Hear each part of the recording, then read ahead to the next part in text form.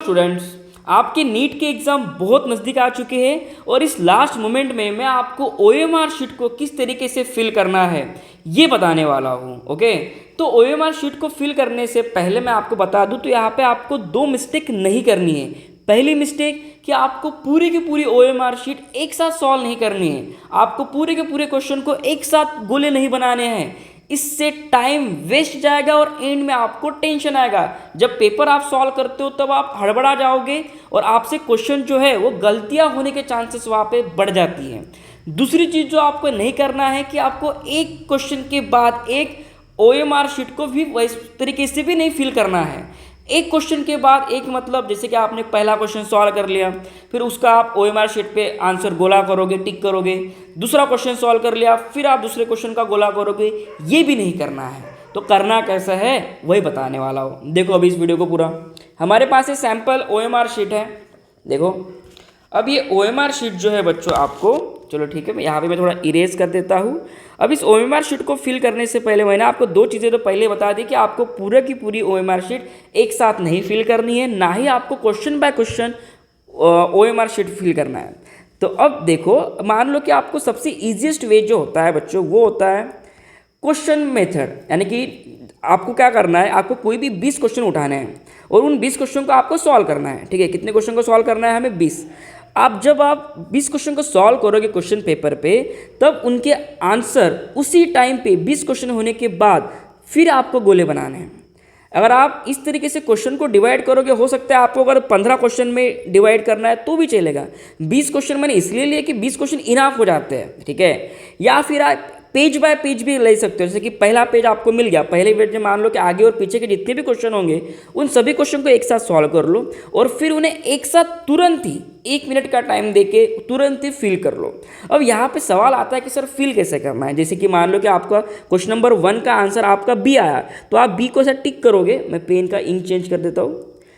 टिक करोगे और वहीं पे आप तुरंत ऐसा गोला बनाना स्टार्ट करोगे। ऐसा नहीं करना है। हमें करना क्या है, देखो जब भी आप क्वेश्चन सॉल्व करोगे, जैसे कि पहले क्वेश्चन का आंसर 1 आ गया, 1 का आंसर सॉरी सी आ गया, तो आपको क्या करना है, सी पे OMR शीट पे बस ऐसा डॉट बनाना है। क्या कहा मैंने? जैसे कि मान लो कि आपका सेकंड क्वेश्चन है, सेकंड क्वेश्चन चल रहा है, सेकंड क्वेश्चन का आंसर आपका क्वेश्चन पेपर पे डी आ गया, चलो तो OMR शीट पे बस ये डी पे ऐसे टिक करना है।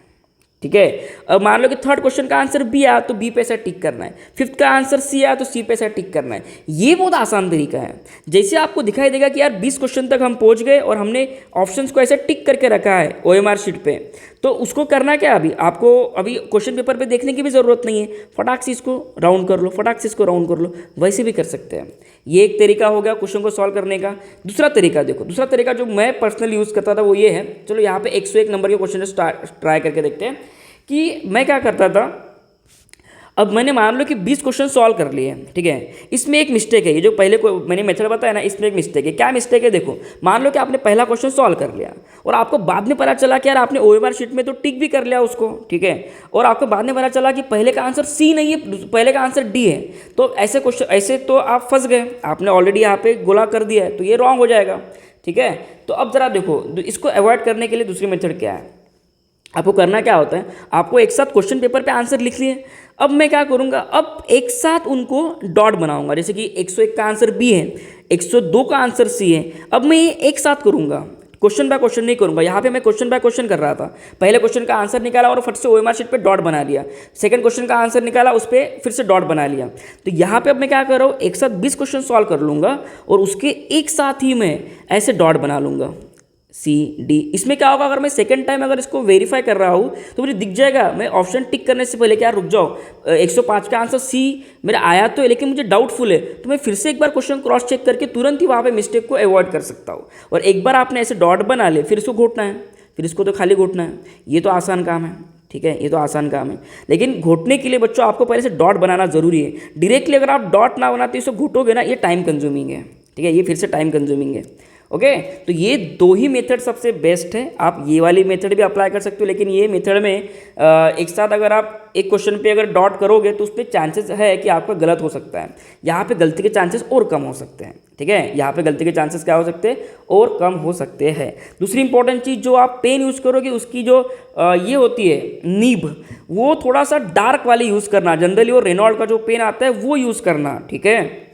पतली पेन वाला, पतले नीब वाला पेन मत यूज़ करना, मैं फिर से कह रहा हूँ, ठीक है बच्चों। तो वीडियो अच्छा लगा तो इस वीडियो को लाइक ज़रूर कर देना एंड चैनल को सब्सक्राइब जरूर कर देना। Thank you so much everyone.